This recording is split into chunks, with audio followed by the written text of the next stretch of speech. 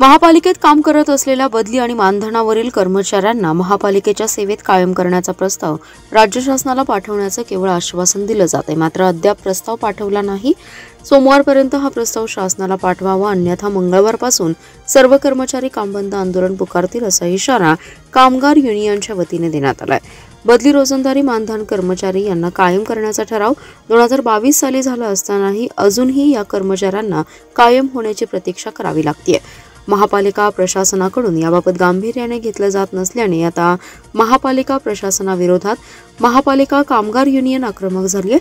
लवकरच महापालिका निवडणुकांचे बिगुल वाजण्याची शक्यता आहे, त्यामुळे येणाऱ्या सोमवारपर्यंत बदली मानधन रोजंदारी कामगारांना कायम करण्याचा प्रस्ताव महापालिकेने शासनाकडे पाठवावा, अन्यथा मंगळवारपासून कामगार हे युनियन आंदोलन करतील असा इशारा यावेळी विजय तांबडे यांनी दिलाय।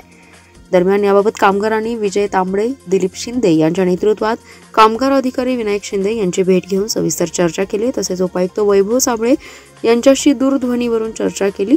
या कर्मचाऱ्यांचा प्रस्ताव सोमवारपर्यंत शासनाकडे पाठवावा, अन्यथा नाईलाजाने मंगळवारपासून कर्मचाऱ्यांना कामबंद आंदोलन करावं लागेल असा इशारा तांबडे यांनी प्रशासनाला दिला। त्यामुळे प्रशासन आणि कामगार युनियन यांच्यातील वाद तीव्र होण्याची शक्यता आहे।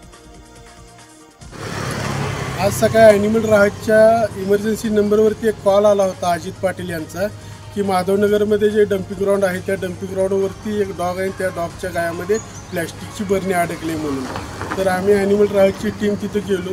टीमने गेल्यानंतर आम्हाला ते काय डॉग सुरुवातीला दिसलं नाही, परंतु नंतर एक 10-15 मिनटं आम्ही त्याला इकडे तिकडे शोधल्यानंतर ते झाडीच्या झुडपामध्ये ते डॉग आम्हाला सापडल्यानंतर आम्ही त्याला पकडण्याचा प्रयत्न केला व त्याला आम्ही जाळीमध्ये पकडले आणि पकडून बघितलं तर ती त्याच्या मुंडक्यामध्ये बरणी अडकलेली, परंतु त्या ठिकाणी जे काही लोक बरणीवर टाकतात त्या बरणीमध्ये काहीतरी खायला असतं, ह्या हिशोबाने ते डॉग त्या बरणीमध्ये मुंडकं घालून खाण्याचा प्रयत्न करतं आहे आणि त्याच्यामध्ये त्याचं ते मुंडकं अडकतं आहे। तर आम्ही त्याला तिथून पकडून घेतल्यानंतर त्याला आम्ही सिडेट केलं, भूल देऊन त्याच्या मुंडक्यामध्ये अडकलेली बरणी काढल्यानंतर त्याला त्याची नसबंदी करण्यासाठी आम्ही त्याला आमच्याबरोबर घेऊन आलो आणि नसबंदी झाली की आम्ही त्याला परत त्याच्या नैसर्गिक अधिवासामध्ये सोडून देणार आहे। परंतु ॲनिमल राहतकडून आमची दुकानदारांना व पब्लिकला अशी विनंती आहे की आपल्या घरी ज्या काय आपण खाऊच्या बरण्या वगैरे आणतोय त्या बरण्या खाऊन झाल्यानंतर ज्या काही रिकाम्या होतात त्या तशाच न टाकतात त्या बरण्यांना कमीत कमी टोपणं लावावीत